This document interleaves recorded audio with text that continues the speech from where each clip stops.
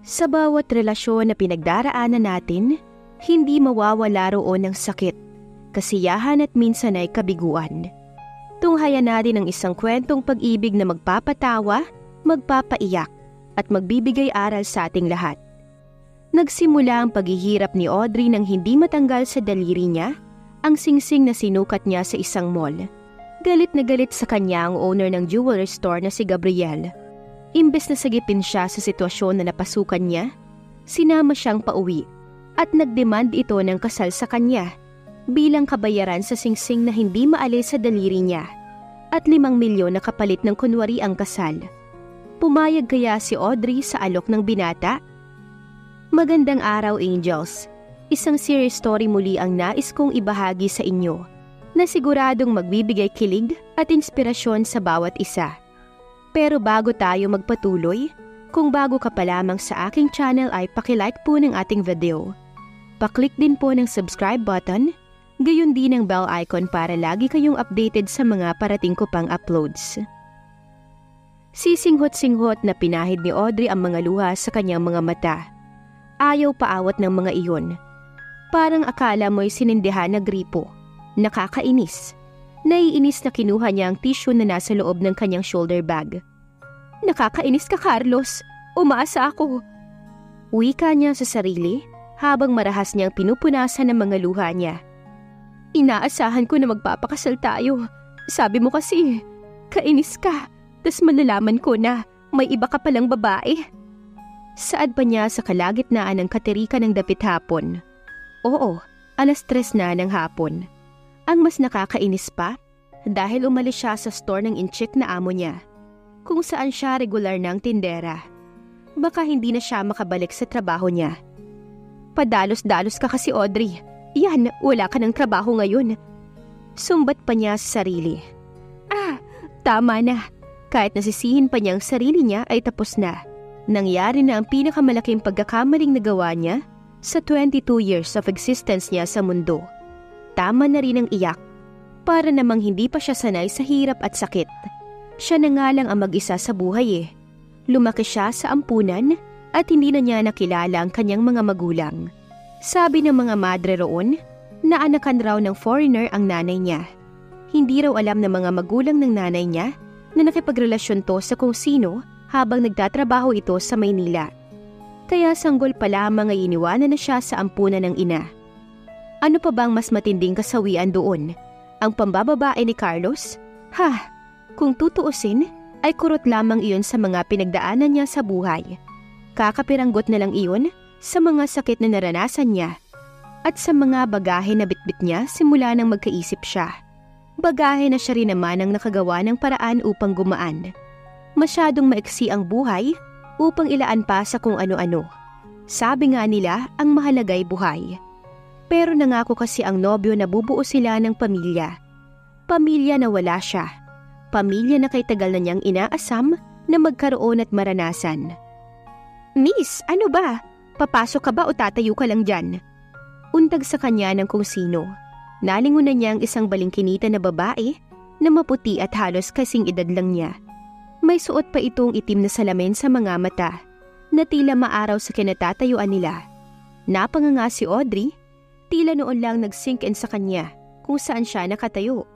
Diyos ko, nasa pintuan na pala siya ng mall na kanina lang ay dinaraanan niya dahil naglakad lang siya pa uwi para maigalaw niya ang mga tuhod niyang ayaw naman niyang maistatwa sa nasaksihan na panluloko ng boyfriend. Ex-boyfriend na nga pala niya kanina. Napalunok ang dalaga. Oo, papasok ako. Tugon niya, na inirapan lang ng babaeng nasa likuran niya. Sa kahihiyan ay agad na lang niyang ipinakita sa guard ng mall ang sukbit niyang shoulder bag at ipinacheck niya iyon dito. Pagpasok niya sa mall ay napabuntong hininga na lamang si Audrey. Siguro nga ay mas magandang pumasok na siya roon at maglakad-lakad muna para marelax ang isipan niya. Kahit hindi naman siya sigurado na marerelax nga siya. Habang naglalakad-lakad siya sa mall, ay napatigil siya sa nadaanan niyang jewelry store. Nagpadya ang luha sa mga mata niya nang pigilan niya iyong tumulo. Bago siya pumasok sa loob ng jewelry store, ay nabasa niya pang nakasulat na pangalan niyon. Gabriel Shine Jewelry. Medyo bet niya ang pangalan ng jewelry store. Ang lakas lang maka-unique. Never heard before. Pero nang sipatin na niya ang mga alahas na nasa estante, ay namangha siya. Mamahalin ng mga alahas na naroon, no doubt. Kumikina ang mga bato ng mga singsing, kwintas at mga hikaw. Masarap sa mata, nakakalulang pagmasdan. Hello ma'am, welcome to Gabrielle Shine Jewelry. Bati sa kanya ng isa sa mga staff na naroon. Nginitian niya ito. Mukha naman itong mabait, hindi katulad ng ibang staff na mapangmata ng mga customer. Well, dahil nga half Pinay at half Tisay siya, kahit simpleng t-shirt at maong skinny jeans lang ang suot niya, ay angat na sa iba ang kanyang kagandahan. Alam niya yon. Aware siya. Madalas nga siyang kainggitan noon ng mga kapwa niya batang babae sa ampunan. Kaya walang umampon sa kanya. Ikinukulong siya ng mga ito sa tuwing may dadalaw sa ampunan na mag-asawa o pamilya na mag-aampon ng bata. Kung hindi pa siya nag-edad 18, ay hindi siya makakaalis sa ampunan. Ganong edad kasi hinahayaan na silang magdesisyon sa ampunan kung mananatili sila roon o susubukan ng mamuhay sa labas. Siyempre payang huli ang pinili niya. Titingin-tingin muna ako, miss. Aniya sa staff na bumati sa kanya. Feel free po. Magilaw naman na tugon nito. Titingin naman talaga siya. Saka siya bibili. Oo, ibibili niya ang sarili niya ng alahas, ng singsing. Isa rin kasi siya sa mga taong ginagawang investment ay ang gold o white gold na may mga alahas. Tulad na lang ng suot niya na hikaw ngayon. Malaki na ang naipon niya dahil mag-isa lang naman siya sa buhay. Pero hindi ibig sabihin niyon ay hindi na siya magastos.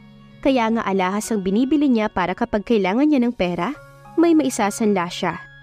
Kung hawak lang kasi niya ang pera, siguradong mauubos niya. At ngayon nga nakapag-decide na si Audrey, nabibili siya ng singsing para sa kanyang sarili. Singsing na hindi na mabibigay pa sa kanya ni Carlos. Kumurap-kurap ang dalaga, para lang mapagtanto na ang OA niya pala. Wala na ang luha, ayaw nang umalpas. Gano'n naman talaga siya. Saglit lang na iniiyakan niya ang lahat. Nasa ganoon siyang pag-iisip nang mapukaw ang atensyon niya ng isang tila kumikinang na singsing na nasa ibabaw ng estante. Wow! Ang ganda! Oo, nakadisplay iyon sa ibabaw mismo. Siguro ay nakalimutan ng isa sa mga staff doon na ipasok sa loob ng salamin ng estante.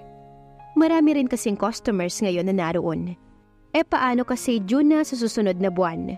Marami talaga ang nagpapakasal sa tuwing buwan ng Hunyo. Kaya yun din ang napili niyang buwan ng kasal niya sana kay Carlos. Isa rin naman siya sa mga babaeng hindi lang nangarap ng kasal, kundi maging June bride. Miss? Tawag niya sa atensyon ng staff jewelry store na iyon. Ito rin ang babaeng bumati sa kanya kanina. Kaso lang may ina-assist na kasi itong bagong customer. Nakangiti pa rin naman itong bumaling sa kanya. Yes, ma'am? Ito sana, titignan ko. Engagement ring? Tinuro niya ang nakabox na singsing na nasa harapan naman niyon. Yes, suit yourself po ma'am, no worries. Ibubuka pa lang sana niya ang bibig upang sabihin dito na isusukat niya kung pwede sana. Kaso tumalikod na ito kaagad. Sa bagay at pwede naman. Nangiikot ni Audrey ang paningin sa paligid, mga nagsusukat din ng mga alahas sa mga customers doon. Saka may sariling guard ang jewelry store na yon. So she therefore conclude na mahigpit ang security. Kasi nga ay nakabukod ang security niyon sa security ng mismong mall. At hello, isusukat lang naman niya eh. Hindi niya kailangan na umaktong parang nanakawin naman niya iyon. Mukha kasing sulit ang singsing. Kumbaga sabihin ng nasa halagang 10,000 ang itsura niyon ay kinopya sa mga nakikita niya sa mga Hollywood star. Bonus na rin na parang sa kanya lang iyon nagpakita dahil sarami ng mga alahas na nasa estante. Kaagad na natuon sa singsing na iyon ang paningin niya. Miss, isusukat ko na. Sure po. Tugon naman ng staff. Saglit lang siyang sinulyapan at nginitian ito. Kainaman na, mabait at hindi suplada. Kaagad naman niyang inalis sa box ang singsing na may diamond. At nang maisukat niya iyon ay laking tuwa ni Audrey. Bagay iyon sa daliri niya, nababagay sa palasinsingan niya. Wow, nakaka-starstruck lang pagmasdan niyon. Lalo nang iangat niya ang palad at pagmasdan ng sarili niyang mga daliri habang suot niya ang engagement ring na iyon. Where's the ring? Pukaw sa pag-starstruck niya sa sariling mga daliri. Para kasing galit ang tinig ng nagsalita. Literal nga na nauntag ang dalaga sa gulat. "I said, where's the ring?" Anitong muli, tila walang pakialam kung maraming tao roon. Sa mga staff ng jewelry shop nakatuon ng paningin. Ang mga yon ang tinatanong. Anong klaseng ring, Sir Gabriel?" "Kainis. Alam nyo naman ang kaibahan nun sa mga paninda natin. Hanapin nyo. Box na lang to, oh." OMG! Namilog ang mga mata ni Audrey nang makita ang box na hinagis ng lalaking halatang galit sa ibabaw ng istante. Yun ang box ng singsing na nasa daliri niya ngayon. Sa na-realize ay kaagad na tinanggal niya ang singsing na nakasuot sa kanyang daliri. Pero ayaw maalis niyon sa daliri niya. Habang nagkakahanap pa ng mga sales clerk ng jewelry, palihim na pinihit ni Audrey ang singsing na nasa kanyang palasinsingan. Pinihit niya iyon. Pinaikot-ikot upang maalis sa daliri niya. Ngunit sa kung anong dahilan, ay ayaw talagang maalis niyon. Kandapilit na siya sa sariling kamay. Buong puwersa na rin ang binibigay niya upang maalis niya iyon. Pero para iyong nakaglu na hindi matanggal talaga. Nang suotin naman niya iyon kanina ay hindi yun ganoon. "Bakit ngayon ay ayaw mong maalis? Diyos ko, iligtas mo po sana ako sa boss nilang tila umuusok na ang ilong sa galit sa mga oras na to."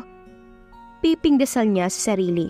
Dahil totoo naman, halos magkasalubong na ang kilay ng lalaking lumitaw na lang sa kung saan at hindi na mahirap hulaan na boss iyon. At nang magsalita ito kanina ng pagalit, ay nagkanda kumahog na ang mga sales clerk doon sa paghahanap ng hinahanap nitong singsing na nasa daliri niya nga. Ba't kasi ayaw maalis? Ano ba namang singsing na to? Napaka-clingy. Sa kung anong rason? O baka dahil sa nervyos na bigla na lamang sumalakay sa kanya, kaya ayaw maalis na yun. Pero syempre, habang hindi pa nahahalata ng lahat na nasa kanya iyon, pipilitin niya pa ring matanggal iyon sa kanyang daliri. Tuloy ay para na siyang bulating inasinan doon sa sulok. Kainis!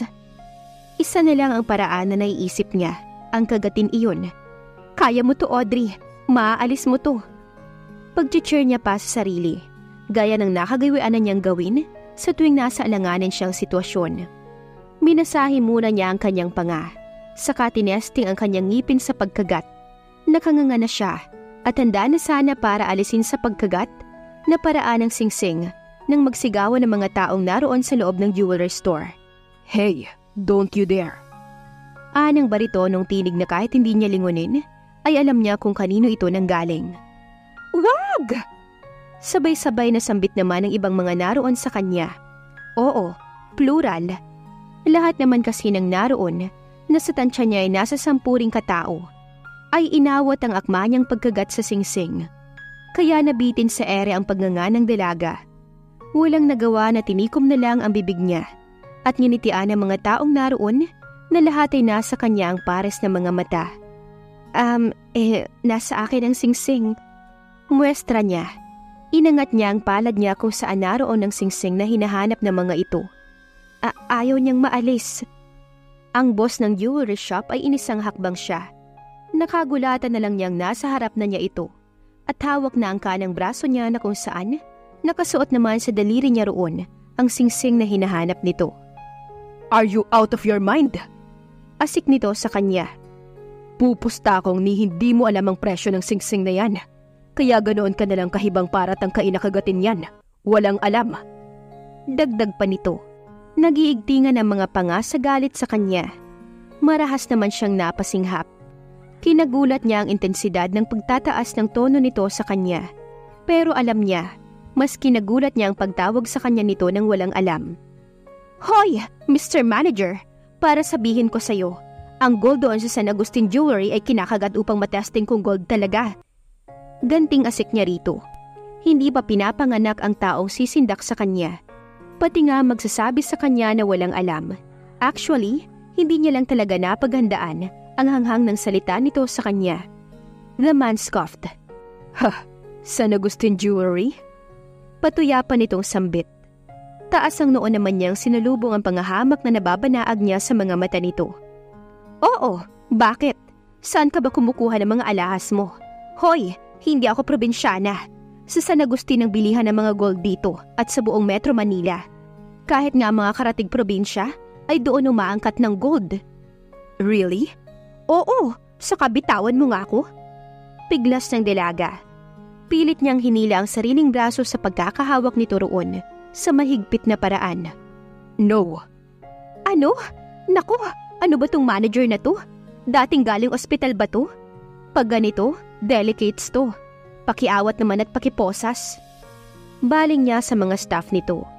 Sa 5 sales clerk, 3 ang babae, 1 Becky at 1 straight na lalaki na nakatunga nga lang sa kanila ng boss ng mga ito, na tila hindi nakakaalarma ang pagkakahawak ng boss sa kanya. Noon lang din niya napuna na wala na palang customer sa shop. Mukhang umalis na nang magkaroon ng komosyon sa pagitan nila at ng manager ng jewelry shop na iyon. Boss Gabriel, stop. Kaagad na awat ng manager sa lumapit dito na guard ng jewelry shop na yon, na sa pagkamangha naman niya ay tumigil nga sa akmang pag-awat sa boss nitong tinawag na Boss Gabriel. Nangutusan nito gamitin ang nag-iisang salitang yon. Hoy, para sabihin ko sa'yo, hindi ako magnanakaw. Sinukat ko lang ang singsing na to at ngayon ayaw nang maalis sa daliri ko. Nakaingos niyang turan sa manager na nananatiling mahigpit na nakahawak sa braso niya. Hindi alintana ang pagpipiglas niya. He smirked, then he looked at her intently. Yung klase ng tingin na tila, ngayon lang niya nakita kahit kanina pa naman siya hawak nito. Para bang sa pagpili ng ginto ng isang taong hindi marunong kumilatis iyon. Siyempre, ay mas pipiliin mo ang mas makulay na gold sa pag-aakala na yun ang totoo. Maganda kasi ang kulay. Pero mapapabalik ka sa tunay na ginto dahil na-realize mong ang ginto nga pala ay mas kikinanglang kung may adorno. Miss, whoever you are, para sabihin ko sa'yo, wala kaming item na ganyan dito. Nginuso nito ang singsing na nasa daliri niya. At gaya ng sinabi ko sa'yo kanina, pupusta ko na hindi mo alam na ang presyo ng singsing na yan ay 5 million. Nanlaki naman ang mga mata ni Audrey sa binanggit na presyo nito. Sino nga bang hindi magugulat sa narinig? 5 million? Seryoso ba to? Pero mukhang oo naman. Hindi naman siya nito hahapitin sa braso kung hindi. Kung makahapit pa nga ito ay parang natatakot na matakasan. See, hindi mo nga alam.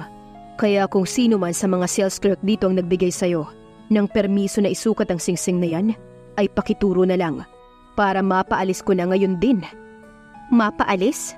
Ang arugante naman ng manager na to. Aniya sa sarili. Nang lingunin ni Audrey ang sales clerk na babae kanina, napayuko ito. May pagmamakaawa siyang nabanaag sa mga mata nito. May puso siya. Maliit pa lamang siya ay malaki na ang puso niya. Aware din siya roon. Dahil kung wala siyang puso, hindi sana siya tutulungan ng taas at gagabayan nito sa mga dinanas niyang hirap. Walang nagbigay sa akin ng permiso. Ako lang nagsukat nito. Saka, malay ko ba na 5 milyon to? Ipakalat-kalat lang dun sa ibabaw ng stante. Naiwan ko lang. Nang nakabukas ang box, reverse method. Baka sakali lang na umubra. Kaya rin pinutol niya ang kung anumang dapat na sasabihin ito. Oo, naiwan ko kasi at sinong mas walang alam sa atin ngayon dito? Iniwan mo ang isang mamahaling singsing nang nakabukas ang box sa gitna ng karamihan ng mga kumikinang na alahas na narito. Hoy, FYI, tindahan to ng alahas. Natural na ang unang mapupuna ng mga taong papasok dito ay ang pinakamagandang alahas. Hindi ka marunong kumilates? This is beautiful than the other jewelry here. Because again, that ring. Oo na. Alam mo, kaysa gumaganyan ka, tulungan mo na lang akong alisin to sa daliri ko. Swestyo ni Audrey dito. Pagkasabi niya niyon, ay pinilit na naman niyang alisin niyon sa daliri niya. Kahit nananatiling nasa braso niya ang palad ng lalaking si Gabriel ang pangalan. Ayon nga sa narinig niyang tinawag dito ng guard kanina. Wala na rin naman kasi siyang magagawa. Nasukat niya na iyon at ngayon nga ay ayaw nang maalis sa daliri niya. And do you really think you can go home with it on your finger? Pinanlisikan siya nito ng mga mata. Daldal ka ng daldal dyan eh. Hindi mo ako tinutulungan. Boss Gabriel, ito po, subukan natin ang sabon na to. Pukaw sa atensyon nila ng sales clerk na nagbigay sa kanya ng permiso kanina na isukat ang singsing. May bitbit itong maliit na palanggana na may sabon. May hawak din itong isang sachet ng fabric conditioner. Pahaklit niyang binawi ang braso sa lalaki. Nang mapuna niyang lumuwag naman ang pagkakahawak nito sa kanya. Salamat, Boss Gabriel. At mukha ngayon ka lang yata makikinig sa suggestion ng mga staff mo. Pasaring niya pa muna sa binata. And what made you think of that, ha? Hoy, marunong akong kumilatis ng toxic na tao. At masasabi kong isa ka sa mga yun. Pagturo niya pa rito bago niya to tinalikuran para subukan na niyang alisin sa pamamagitan ng pagsabon sa daliri niya ang pahamak na singsing na yun. Ngunit kahit anong gawin niya, ay ayaw talagang maalis ng singsing. Paano na siya ngayon? Hindi pa nga siya nakaka-recover sa ex niya, tapos eto na naman, dumagdag pang mayabang na lalaking to. Wika ni Audrey sa kanyang sarili, habang papalit-palit ang tingin sa singsing at lalaking yon. Anong gagawin ni Gabriel kay Audrey? At para kanino ba dapat ang singsing na yon? Abangan sa susunod na kabanata. Please like, share, subscribe for more updates. Maraming salamat po.